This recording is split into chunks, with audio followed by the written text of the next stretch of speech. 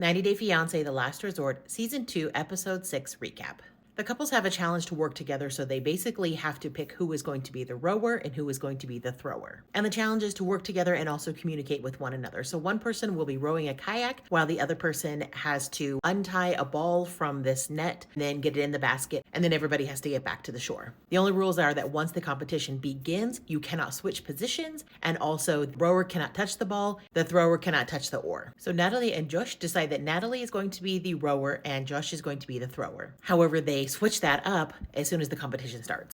Now, the rule was that you could not switch once the competition started, and because they'd already identified which one was going to be which, everybody said that that was cheating and that they should be disqualified. They're saying it wasn't cheating because even though they said that yes, she was going to be the rower, he was going to be the thrower, that they technically decided amongst themselves that they were going to switch technically before the competition starts. Either way, they're disqualified.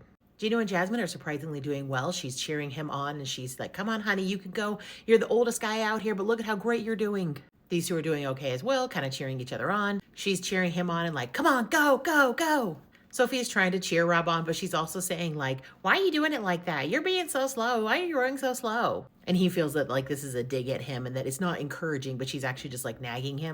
And these two do awful. They are just yelling at each other the whole time. They actually technically break the rules because another rule was that the thrower could not touch the oar and the rower could not touch the ball, but they actually broke that and she grabbed onto the oar because she couldn't get the ball in the net. And so he grabbed it, threw it in. So technically they broke the rules, but she was like, I'm not going to like stick with the rules. I'm not going to get on him about this. She's like, I'm just going to let it go. Everybody gets back to shore. They win, but because they're disqualified, they don't get to stay in the honeymoon suite. Also, in the beginning of the episode, we see where they all come back from the bar from the night before, and he is just like getting on Jasmine and is saying like how you hurt me and how I just wanted to have fun. You basically like emasculated me, and he was like very hurt, and so she ended up sleeping on the sofa. They also got in an argument and she told him to sleep on the sofa because she was very upset about how he approached and was yelling at Jasmine and such. But then in the between the sheets, I could see how Jasmine was like egging him on.